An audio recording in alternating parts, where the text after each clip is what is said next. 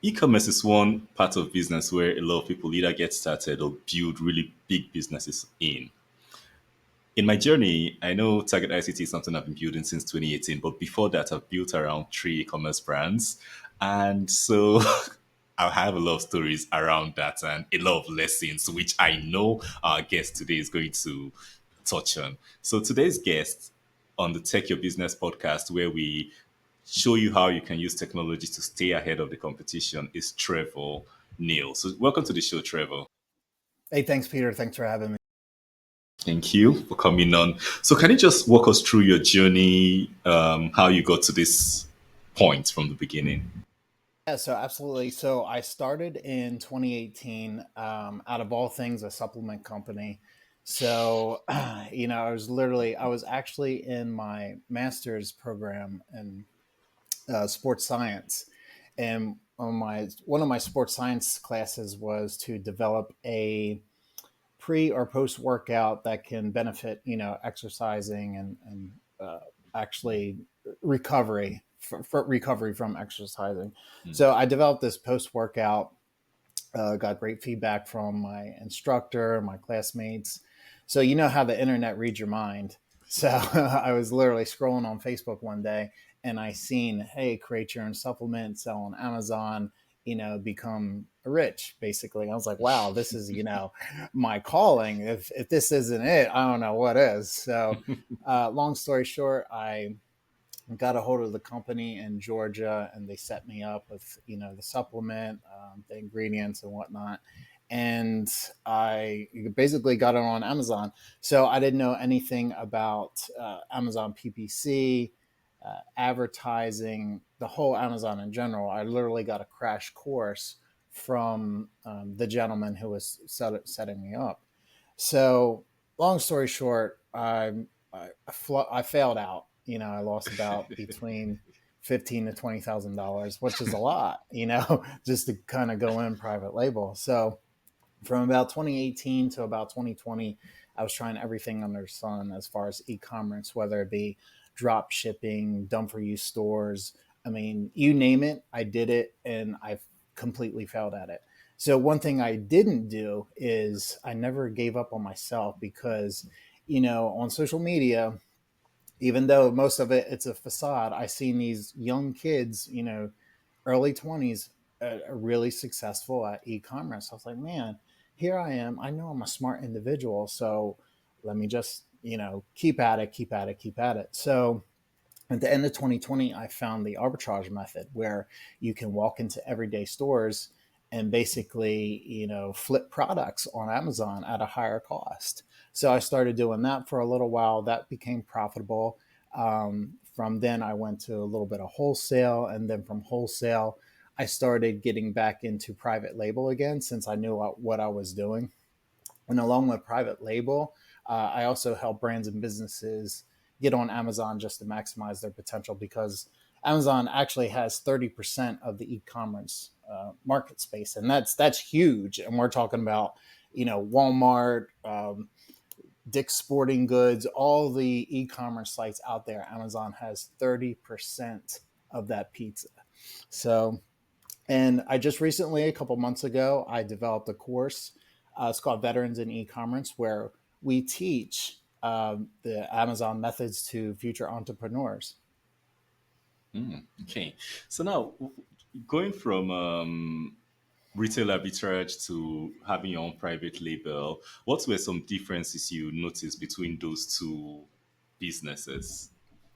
Oh, it's huge because doing retail and online arbitrage, that those are everyday name brand products such as Neutrogena, Hershey bars, Mm, where if you purchase it and you find the correct ASIN to essentially flip for a profit, it's only a matter of time before any Tom, Dick, and Harry will find it and then hop on that ASIN as well. So yeah. once that happens, the price tanks, what we call price tanking, and then when the price tanks, guess what? Our profit goes down as well. So and then private label is that's yours. That's your particular product. That's your ASIN. Nobody can hop in on it and then sell against you. So that is essentially your piece of real estate on Amazon where you are not allowing squatters in, versus online and retail arbitrage. So that's the main difference. And obviously, all the profit goes into your pocket. To whereas online and retail arbitrage, those products that you source, you're kind of like cycling, you're sharing the profit with other sellers. Okay. So now I've spoken with a couple of entrepreneurs who have their own products. I know one had a coffee product, the other had a cod or soap, cod brick or something. And both of them confirmed that they preferred selling their products on Amazon than on their own e-commerce website. And it's yeah, logical too when you think about it. Yeah, So it is. So obviously, when I mean, it's a no brainer because it's going back to what I said. Amazon has 30% of the market space, and instead of promoting your own websites where you pretty much have to hustle online, whether it be Facebook, Instagram, TikTok, everybody knows Amazon. It's yeah. on everybody's phone. Everybody knows it. That's our number one place to go shopping. For convenience is Amazon. So, and I always say people buy keywords, they don't buy products.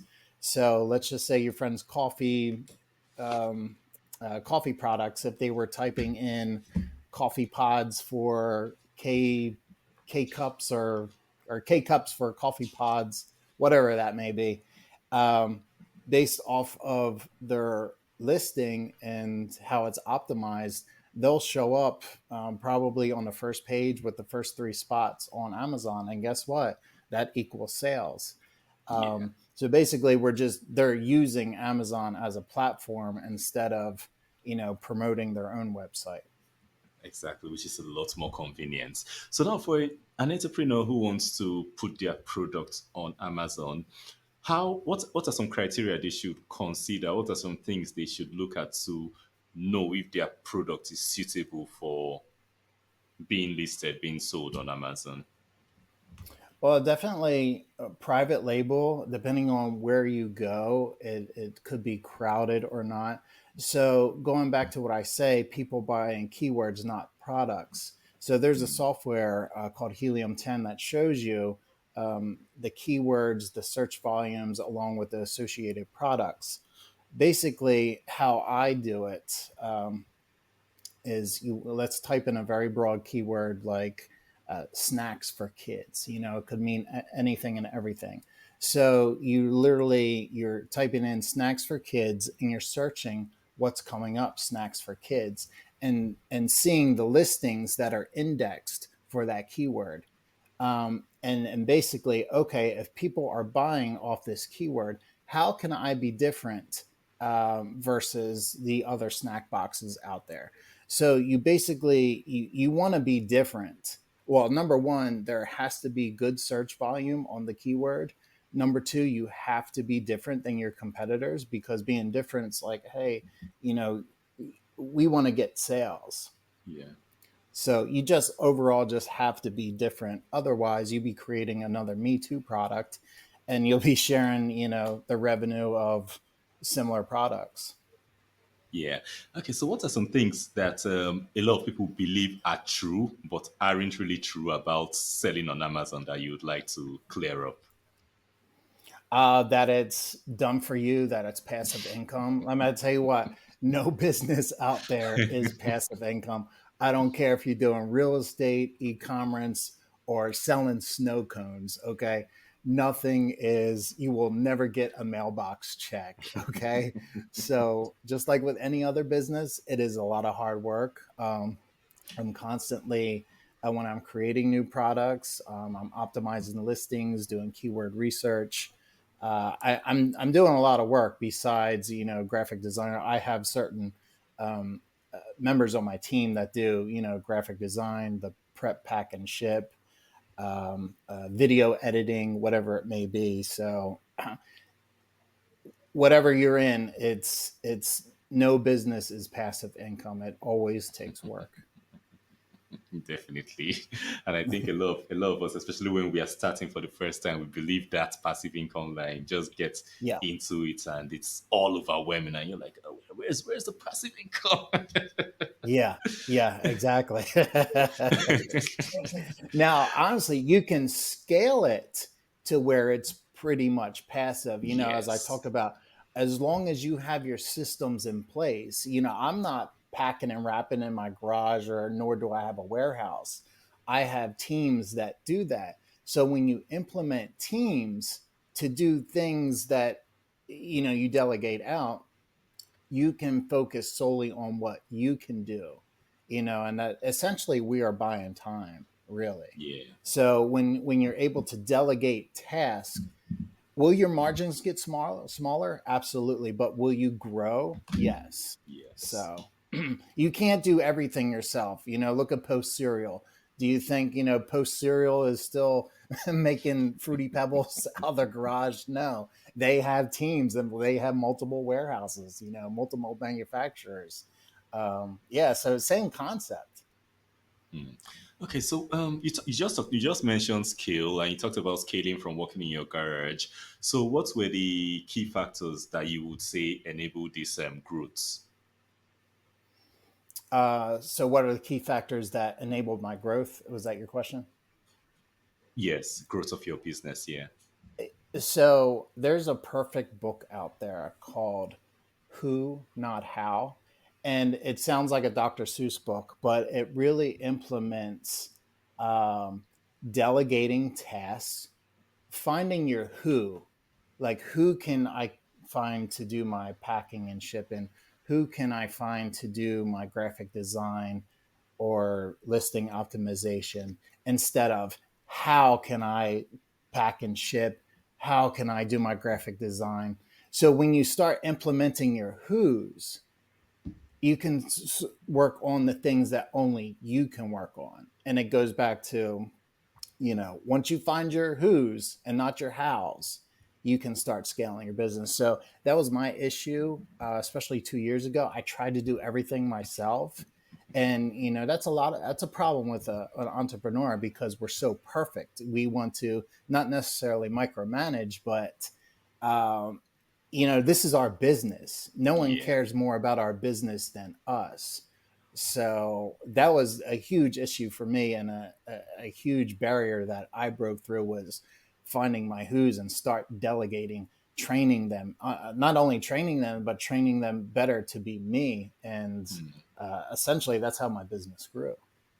I think that sounds like a good book. I'll look for who, not how. Yeah, who, not how. It sounds like a Dr. Seuss book, but I tell you, it's really, really good. Okay, so now some business owners are scaling because there are some times where you say you grow and you grow too fast. I've experienced that more than once in business. So in e-commerce, if they are scaling their business, how can they effectively manage their inventory and manage their cash flow so that they don't either run out of cash or run out of inventory too often while growing? Yes, that is a huge number, especially for successful e-commerce sellers, especially Amazon sellers, is cash flow. Because one of my brands, actually, true story, I actually got too big, or that brand got too big for me. And that's actually a good problem to have, but it always runs down to, or always boils down to cash flows. Like, okay, I have this successful brand, but I don't have any more money to put into it. Oh, well, Yeah. Amazon pays out every 2 weeks, but just to kind of maintain that cash flow, my thing is know your numbers. Seriously, know your numbers. So let's say the first 2 weeks you make $30,000 in sales. And that could be, you'll take home $5,000, $6,000 profit. So if you want to start paying yourself, let's do half of that 5 or 6 thousand. So let's do 2,500. You can pay yourself, and the other 2,500 or 3,000 you roll back into the business, so that you're able to grow and not just spending your money on stupid shit, like most people do. So cash flow, if you want to pay yourself, take half, or if you're doing this as a side hustle, don't take anything. and just roll it, roll it, roll it, roll it, roll it, have a snowball effect. And pretty soon, a year, 2 years later, by you doing that, you're going to have, a nice chunk of change sitting there. Yeah, and I think it takes a lot of experience and foresight to realize that, because a lot of us, when we start businesses, we make the first money. We forget that that's our capital. We feel, oh, I'm rich. I have a lot of money. Yeah. I don't Yeah. realize.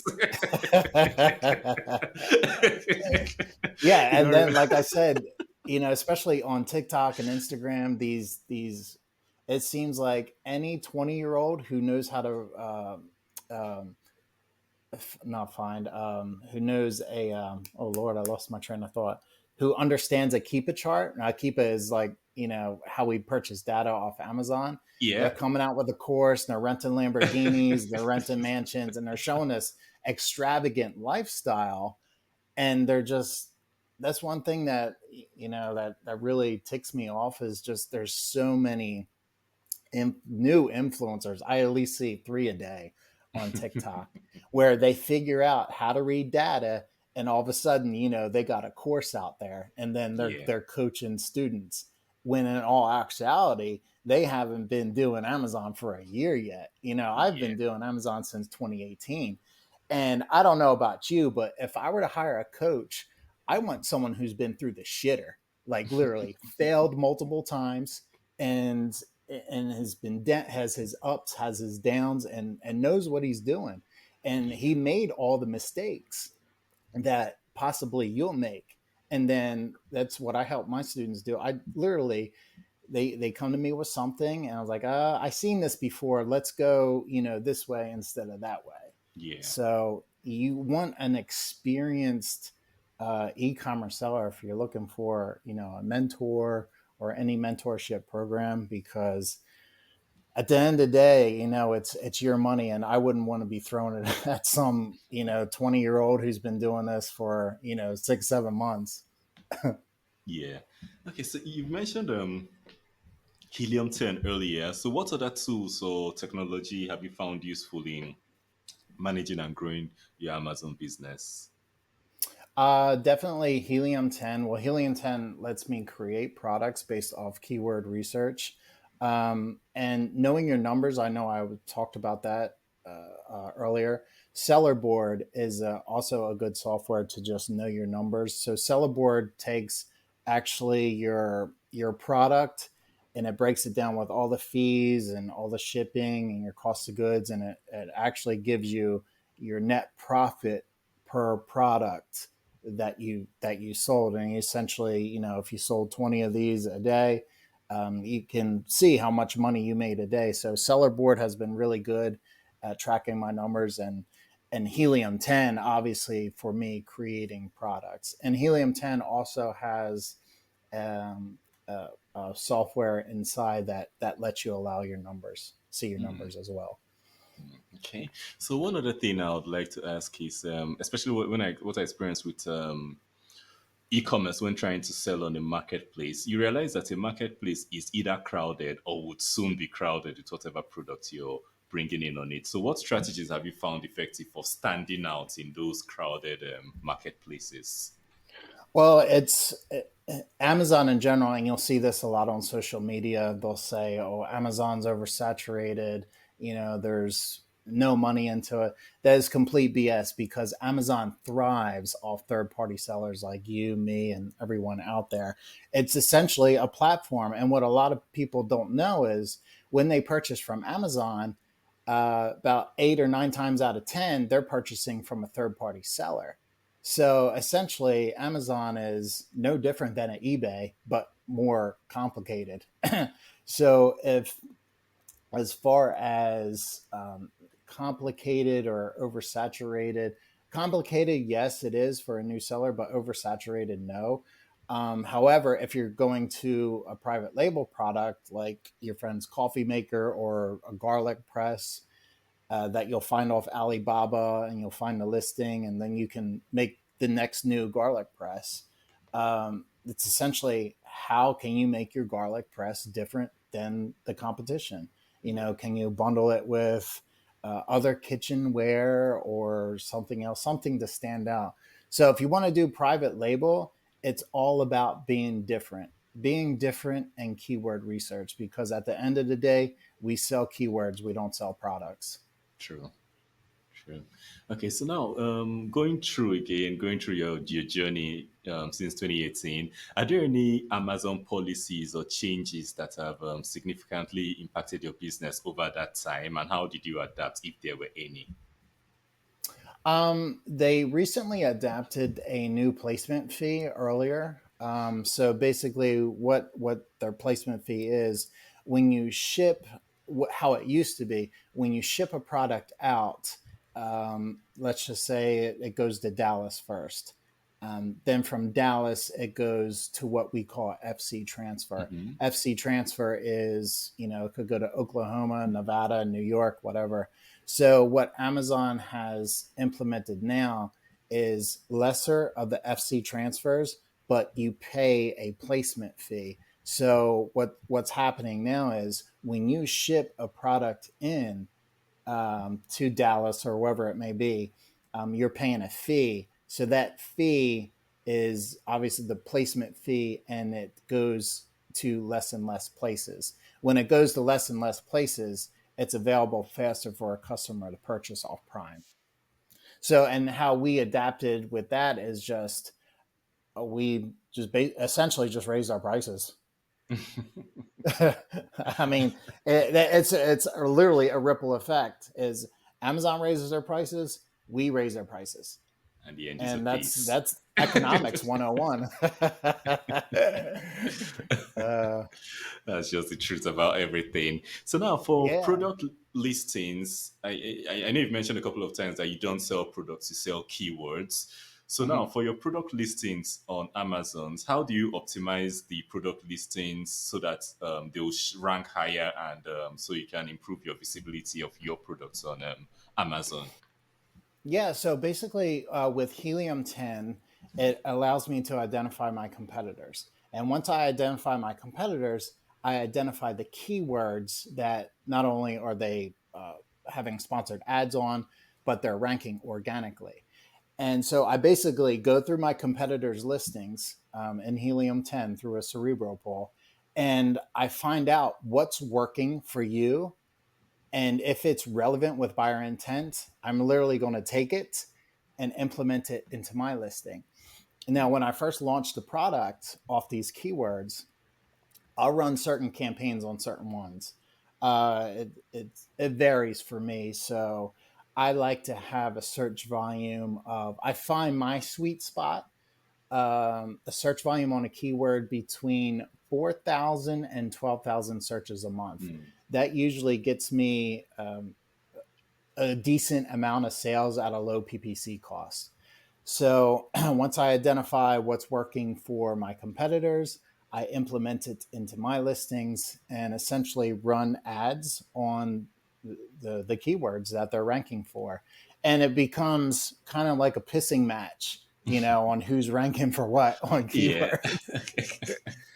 And not only the keywords, and I also say is a good optimized listing will always get you there. People are not going to read the title, the bullet points, the product description. You have to sell the customer on their eyeballs, essentially. So with your image carousel, it has to be really good. It essentially has to tell a story. The hero image has to be clean. Like, what are you getting? How can it stand out? Some tricks that supplement companies use, they'll use like the splash of flavor in the Yeah. background. Just what I call a stop scroll. So literally, you're scrolling on your phone and you stop and you're inquisitive. You click on it, now that journey starts. Hmm. So our image carousel has to be on point, because a good optimized listing has already got you there. So we need to tell essentially a story to the customer. So the second image, hey, this is what you're getting. Third image could be a comparison to the competitors. Hey, ours has this, theirs doesn't. um, and basically, lifestyle image, whether it be Timmy playing with it in the yard or mom with it in the kitchen, and just tell this story, because once again, people are lazy. We are not going to read. Okay, we visual buyers. Yeah. So that's essentially how you launch a good product, a good private label product. You have to be different, keyword research, running the right ads, and tell a great story with your images. Amazing. That's actually a mini masterclass. So, can you tell our listeners a bit about your program, the Veterans in E-commerce mentorship program you mentioned on your Yeah, profile? absolutely. So I started Veterans in e-commerce probably about 2 months ago. And once again, when I'm talking about private label products, just being different as a coach and as a mentor, like I was saying earlier, I've been through the shitter. I've made the mistakes. I'm not just some 20-year-old who found out how to read a keep a graph and launched a course.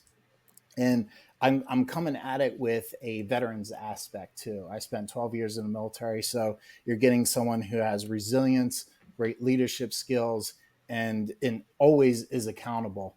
Probably some of them other guys are, but you're definitely getting that with me.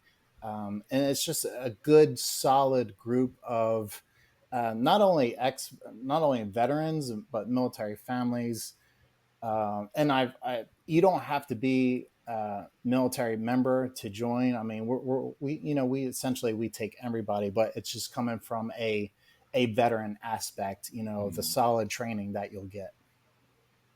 Amazing. So, if you were to go back to give yourself a piece of advice when you were just getting started with Amazon with e-commerce, what would that piece of advice be? I think I can guess. Oh, um, so I would say don't start with private label. If I were to hop in my DeLorean right now and go back to 2018, I would say do not do private label. I would literally, I would say, let's start the arbitrage method. And I teach that to my students from a military analogy.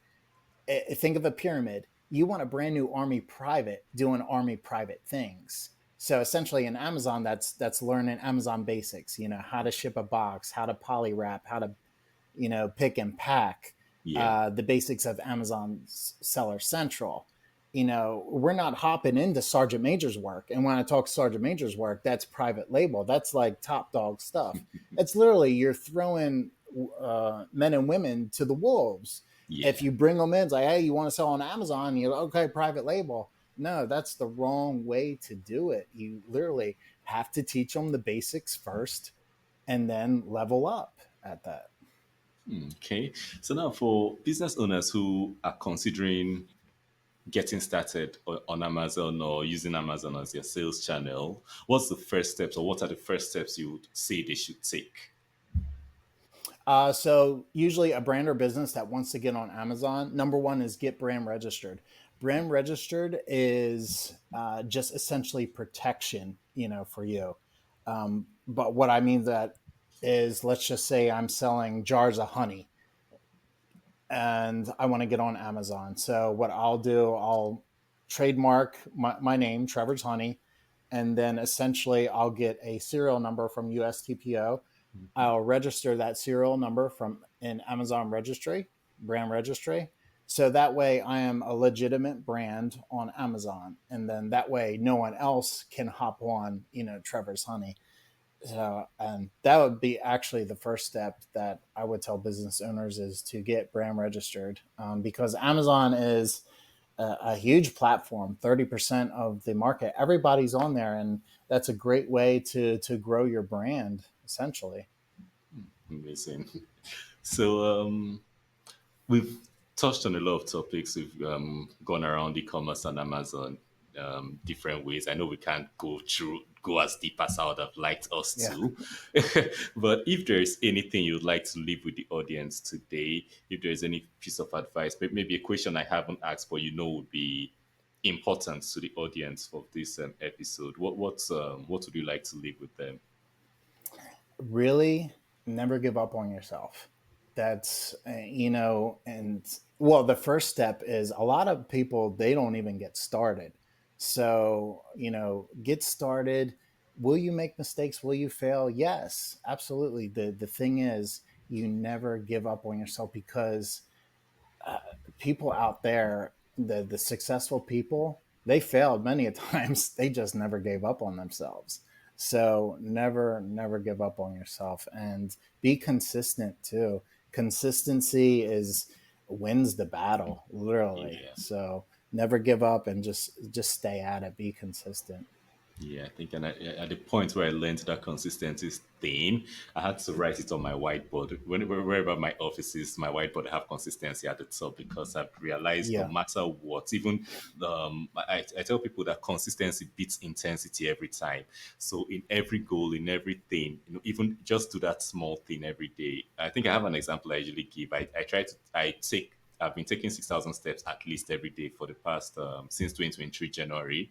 So there is this counter or leaderboard I have on my phone on my Uh-huh. Samsung. So I always tell people I'm always at the top of the leaderboard. Sometimes someone comes up and gets to the top for like a week, 2 weeks, and I'm like, okay, Yeah. just give them 3 weeks, they'll be out. So that's just consistency because I do it every day. But yeah, but sometimes it might come in and with force and all that, you might lead, but over time you fall off if you're not consistent. So that's beautiful Yeah. advice for anyone. Yeah. I think this episode is an episode I would have loved to listen to before I started e-commerce back in the day. Yeah. Me too. Yeah, but another thing is too, get out there and fail your Yeah. ass off, because if you ain't failing, you ain't trying. If you ain't trying, you ain't succeeding. And you don't want to be in the position where you're 70, 80 years old and you have regret, like, oh, I Hmm. should have started that business, I should have did this, I should have did that. Get out there and do it, man. Do it. You won't know until you try. I mean, this is, Yes. you're on your one and only life. And at the end, And it what's only the takes worst that one can time. happen? It only You only need to be right one time. And Yes. another example that I use, the late great Pete Rose. Pete Rose has the most hits in baseball, but guess what? Pete Rose has the most at bats in baseball as well.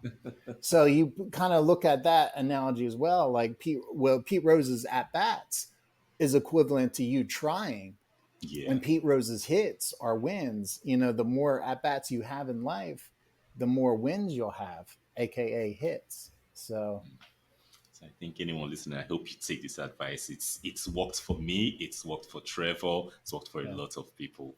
So thank you so much for coming on. How can listeners reach you? How can listeners connect with you? How can listeners continue this conversation or even take the course you mentioned earlier? yeah. So you can find me on TikTok. It's at Trevor.Neil, the number one. And then from there, I put out good content, whether you're a brand or a business, or I vet other Amazon sellers as well. And actually, in my bio and TikTok, well, my link tree, you can hop in the meetup. We have a free mastermind. If you want to, if you're a brand or business, you want to get on Amazon. So all the links are right there. Amazing. So your TikTok link, Trevor.Neil1, would be on the show notes on the screen and wherever. So listeners can reach you, listeners can connect with you. So thank you so much for Yeah. coming on. Thank you, Peter, for having me. And for the listeners, I hope you've learned something about Amazon. I hope you've learned from Trevor's mistakes, Trevor's wisdom, things you shouldn't do. You've learned about being consistent and trying. Everything he has said today is really important. So if you didn't grab anything, just rewind and listen to this episode again, and also share it with anyone who you feel it would help. And for the if you want to be the first to know when we release episodes like this for your business that would help your business use tech to have an advantage, don't forget to follow, like, and subscribe to the Tech Your Business podcast wherever you see us, wherever you hear us. Until next week, when we're out with another episode, don't forget to keep teching your business. Bye for now.